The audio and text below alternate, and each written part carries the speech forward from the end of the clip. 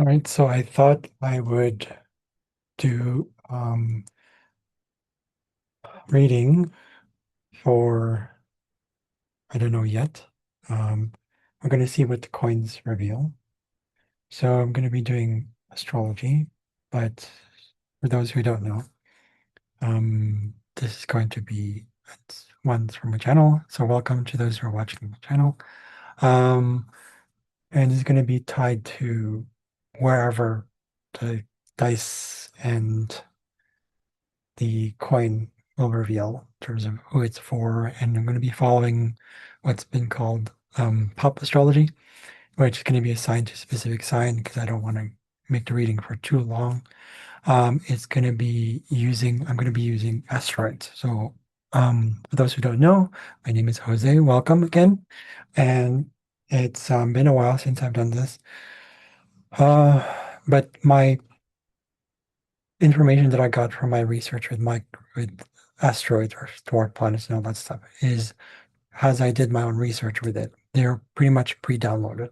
So you get a lot of information just with one asteroid, like a lot, potentially. But it could also be left to interpretation depending on what I say, depending on what's happening. Sometimes I'm more left brain, sometimes I'm a bit right brain, sometimes both.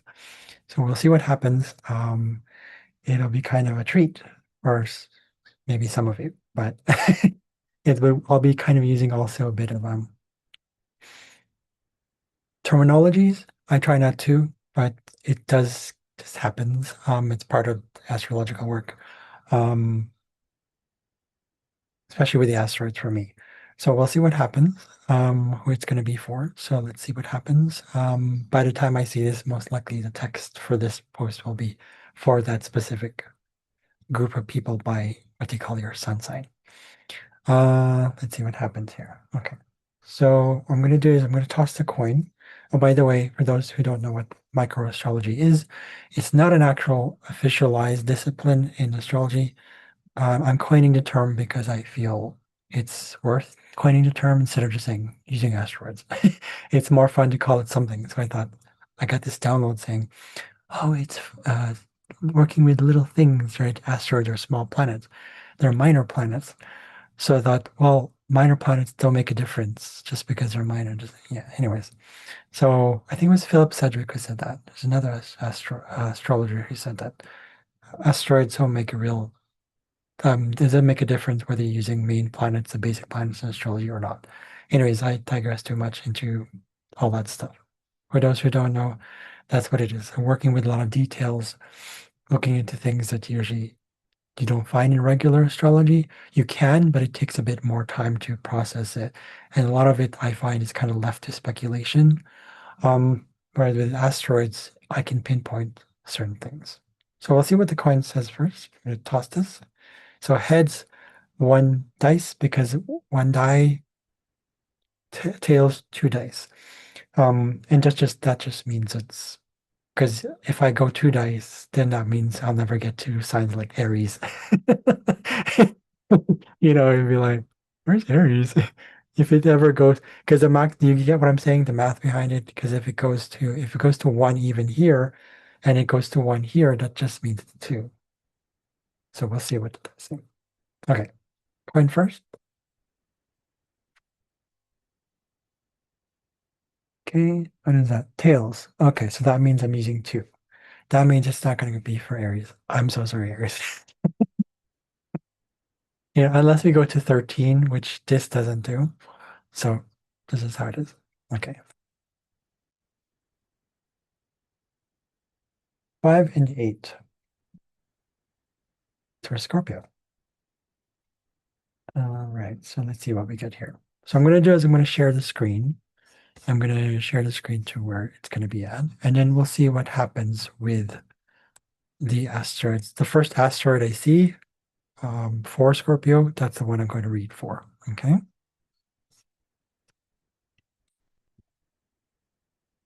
All right. I'm going to delete that one. Okay, so let's see here.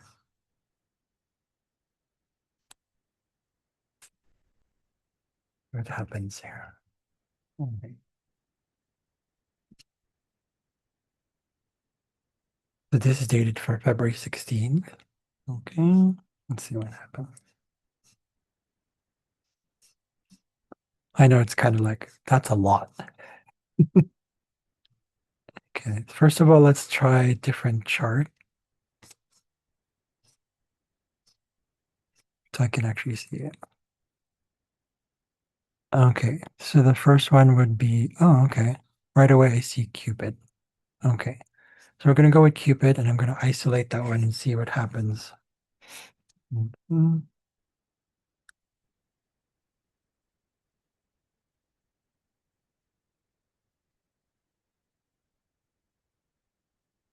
Okay, so this is date February 16th. Okay, we have Cupid here, 4 degrees in Scorpio. Okay, it's trine the, what is that one here? It's trine 7 and 8. So Venus and the North Node. So that means it's driven to the collective North Node, collective direction, collective unknown paths, path forward. It's the head of the dragon, and South Node is just the tail of the dragon. It's representation of path itself. But in this case, collective path. I wouldn't say necessarily path as in like destiny, perhaps, but I don't feel that free will and fate are separate. They're two sides of the same coin. Okay, so Cupido here. So according to what I discovered from Cupido, Cupido represents here, what would you do for love?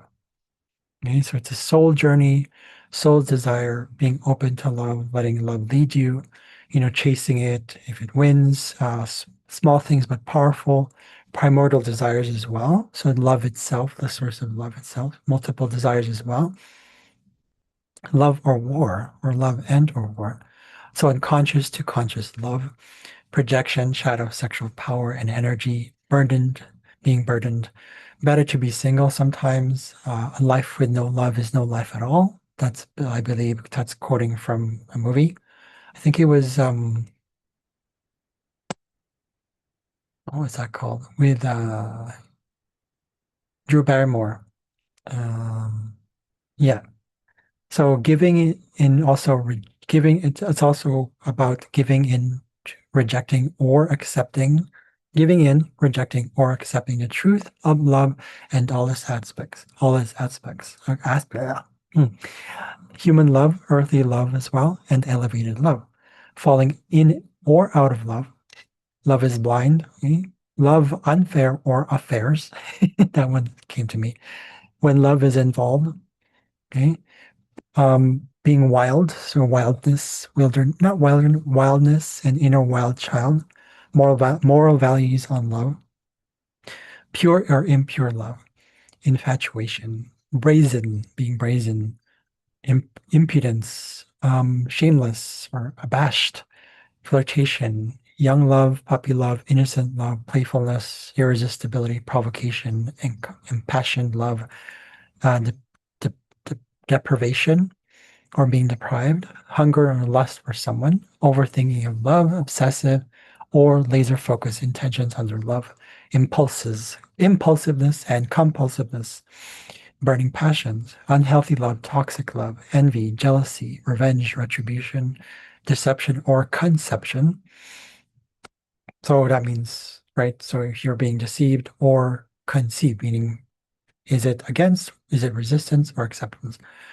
Um, Gullibility, okay, notoriety, illusions, distortion, extremes of love, side by side, test of love, those kind of things, brokenheartedness, immature love, cheating, those kind of thing, grieving, romantic wounds, the gains and losses of love, anything for love, looking for love. Men are from Mars, women are from Venus, kind of thing. Lust and or desire. I believe that was a book, by the way, the other one. Aversion and or disgust, sadistic or sadism, sadisticness or sadism, passion, seduction, second in line, misleading things, manipulation, indistinguishability, repeated effects of love, dreaming of love, indolence, idleness, laziness. I give it all up to you. Sacredness, consecration, devotion, worship, glory, power, inspiration, revelation, awakening, illumination, spark, nuptial agreements, fatherlessness, uncertain parentage or lineage, duality and gender, sexual conception, asexuality, generativeness and regenerativeness, generations and generation. By the way, I'm saying all these things because we don't know what house it's referring to in somebody's chart. And I don't know, so I can't really pinpoint what it's for. But I'm going to state all of them as much as I can. Male female dichotomy, generations, it's also about generation, gender bias, tricks, trickery. Because it is in Scorpio, I would say there's a lot more of that stuff earlier that I said about wounds, the deceit, manipulation, possibly too much, a lot of passion, right? So you can kind of get it, right? Very deep, really like I own you kind of thing. Misleading things as well. I give it all to the feeling torment, that kind of stuff. Um, because it's tied to Venus, I would say it's also tied to, let's see here, the gender bias I said earlier, vices, right? I don't know if I should mention the animals. So things to do with winged animals, animals with horns, dolphins, octopi, octopus, seagulls, butterflies, things that sting, not just animals, bees, honey. Okay. Also, plants regarding this are like palm trees, fruits are included here, and wine. So other people included here include young people, so babies, all the way from babies all the way to teenhood, and also adult fun. Mm, BDSM is also part of this one. It's mischief, spanking, very Scorpio. Okay, sexualization of things, losing one's virginity. Let's see here. It's not connection. There's no connection to Neptune, but there is connection to Pisces. So that includes also fantasies, folk tales, so myths, fairy tales. Okay, allegory, symbolism, representation, poetry, drama, opera, painting, sculpture, entertainment, music industry. That's the tie to Venus. Because it's trine, it means that these things, many of these things are happening as well. Okay. Mm, companions as well. It's partnerships, equality,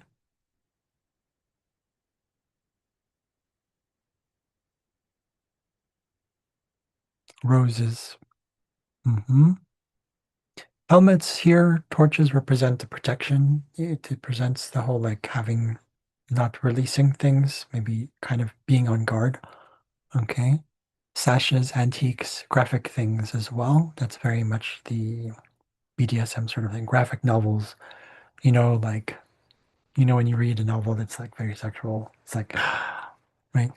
Let's see here. Patchwork design, it's kind of the art stuff early. Plaid, disguises, blindfolds, again, hiding things, right? Not being open to love. Um, any sort of orifices.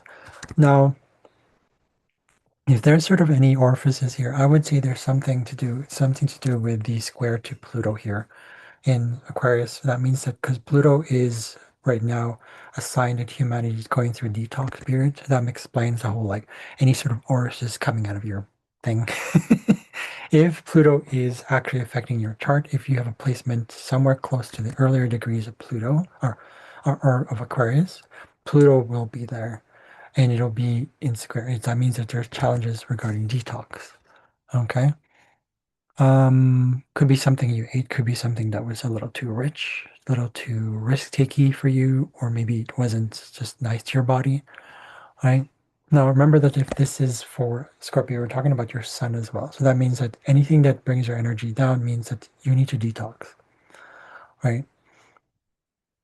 And that's also representing if it's North Node is transiting your chart, and you have placements in Pisces, but also of course your uh, um, Scorpio. That means that there's natural desire, whatever it's a tendency for the body to also release it. Okay, especially through what you enjoy.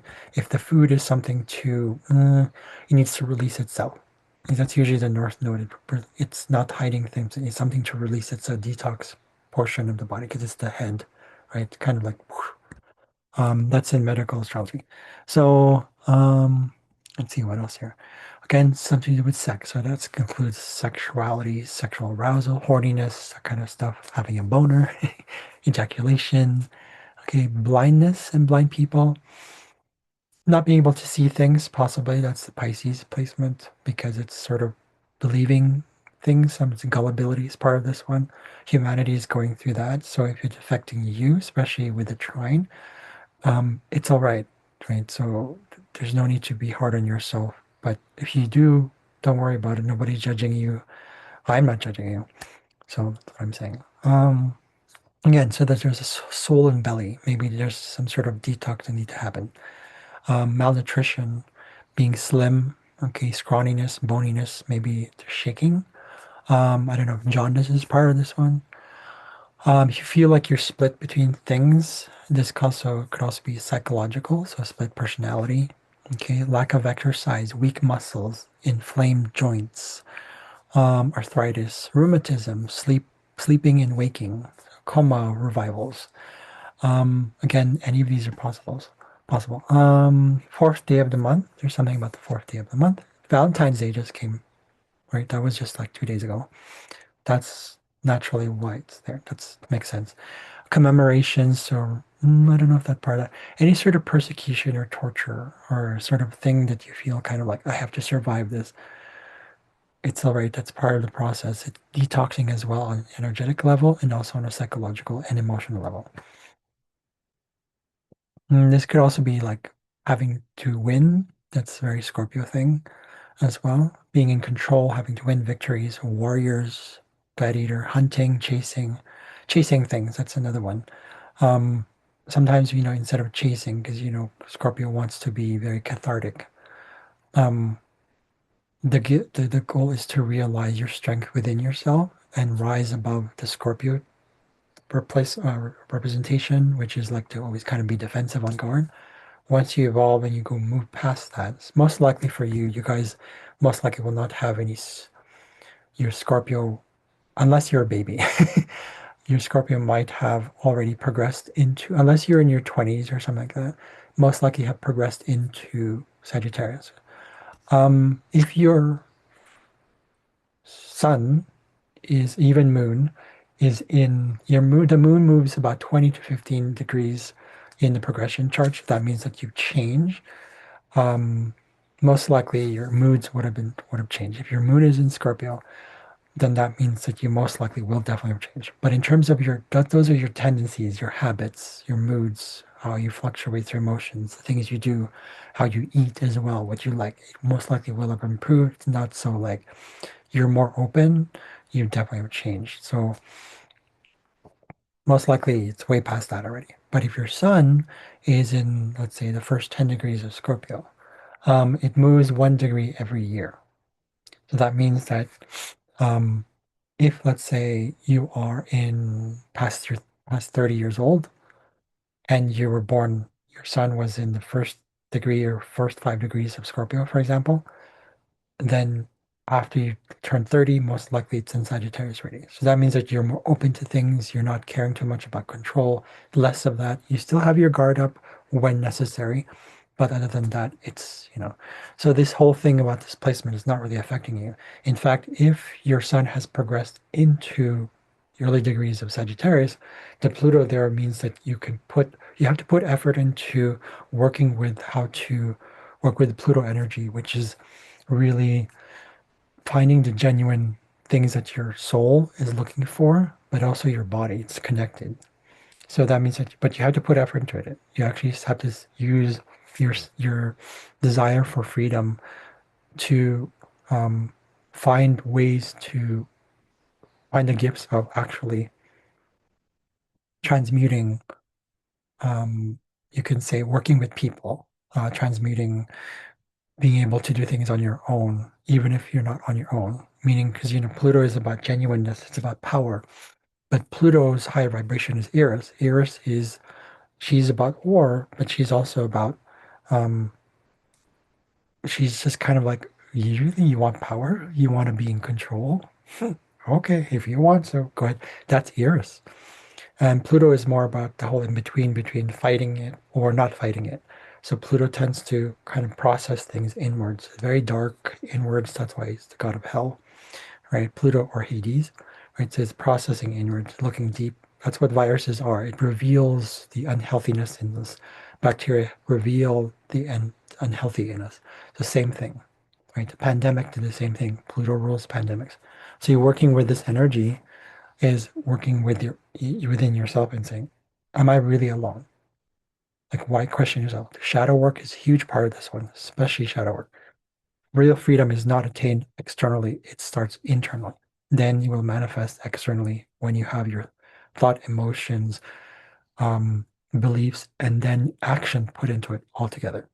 Your your fire, earth, air, water. Right? It has to be all together. Just because you're a Scorpio doesn't mean that I'm only water. Can't be like that. Yeah, that's why pop astrology doesn't really work. Okay, so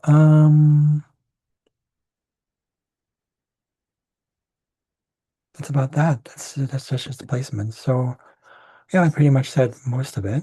I don't know if there's a number here. If you're into numerology, I don't know what the number is this one.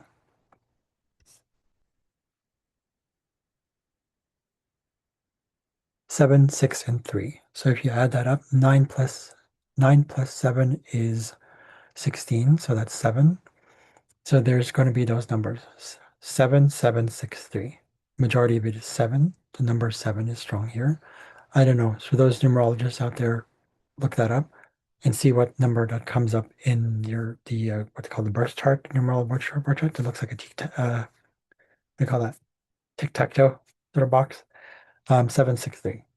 But actually there's two sevens there. So that means there's one, two, three, four, five, 7.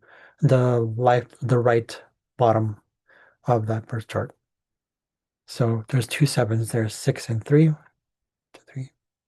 Up there with 3. So so there's two of the top. So what's happening is there's